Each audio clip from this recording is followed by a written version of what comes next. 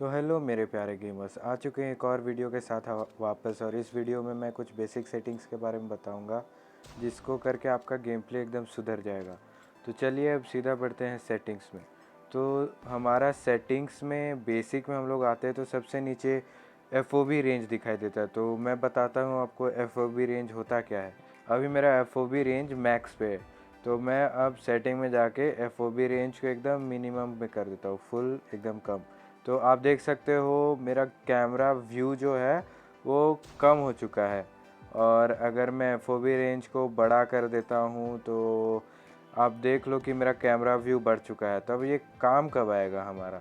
तो मैं यहाँ आ जाता हूँ। आप मेरे राइट हैंड साइड में एक बॉट को देख सकते हो येलो कलर का।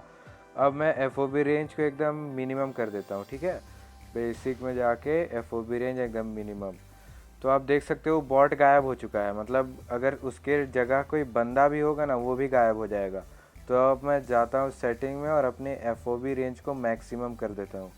तो अब आप देखो कि अब बॉट विजिबल है। तो ऐसे आप कैमरा रेंज को बढ़ा सकते हो FOV रेंज को बढ़ा के। तो मेरी एडवाइस में आप FOV रेंज को मैक्सिमम रखो ताकि आपका कैमरा व्यू भी बढ़ जाए और आप एनिमी को एकदम इजीली देख सको। अब आ जाते हैं हम लोग दूसरे सेटिंग के अंदर। जो दूसरे सेटिंग में है मेरा कंट्रोल्स मोड एडवांस में है। तो एडवांस में मेरा ये कस्टम पे रखा है मैंने, और इस पे जो स्नाइपर राइफल है उसको ADS पे रखा है। तो इसका फ़ायदा क्या होगा, मान लीजिए अभी मैं एक स्नाइपर राइफल उठाता हूँ और अभी मेरा ADS पे है। तो मैं जब लेफ़्ट जंप के साइड वाला जब बटन दबाऊंगा तो सामने मेरा ADS खुल जाएगा, उसके बाद गोली लगेगी। आप देखिए वो सामने मेरा एक टारगेट है, उस पर मेरा एम लॉक हो चुका है और मैं फायर बटन दबाता हूँ।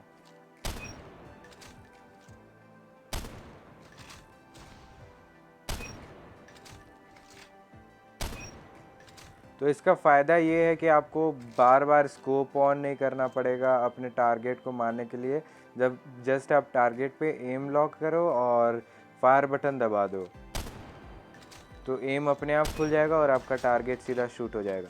अब मैं इसे हिप पे रखता हूँ। सेटिंग में जाके इसे जो स्नाइपर वाला था उसको हिप पे रखते हैं। अब हिप पे रख के देखते हैं। तो हिप पे आप देखिए मेरा सामने वाला टारगेट लॉक्ड है, ठीक है। और मैं इधर जंप के साइड वाला बटन दबाता हूँ और आप देखिए उसको गोली ही नहीं लगी। अब इसे हम लोग ADS पे बदल देते हैं।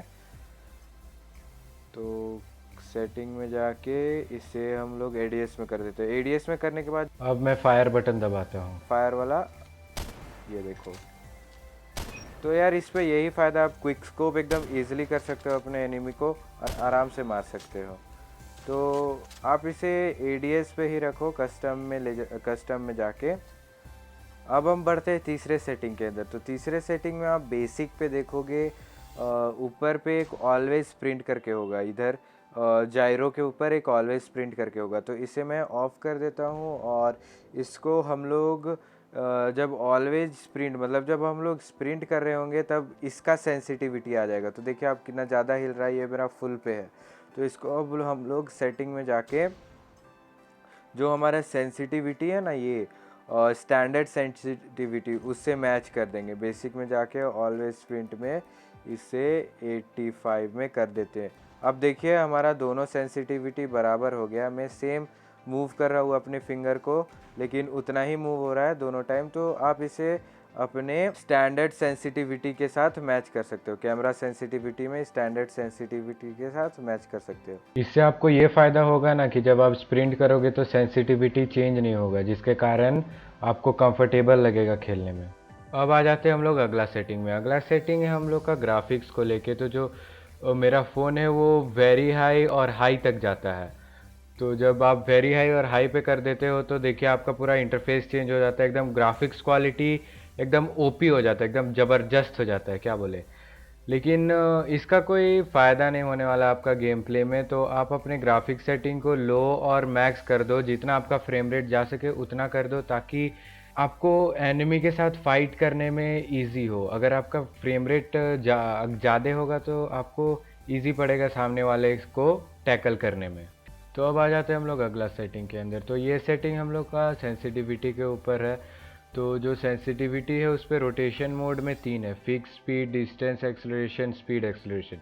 तो जब आप फिक्स स्पीड में अपना रोटेशन मोड को रखते हो तो जब आप अपने बंदे को स्वाइप करके यानी कि अपने फिंगर से जब आप रोटेट करते हो तो एक फिक्स्ड स्पीड के साथ एक्सेलरेट होकर रोटेट होता है। मतलब आप जितना स्वाइप करोगे, जितना फास्ट स्वाइप करोगे, उतना स्पीडली आप एक्सेलरेट करोगे।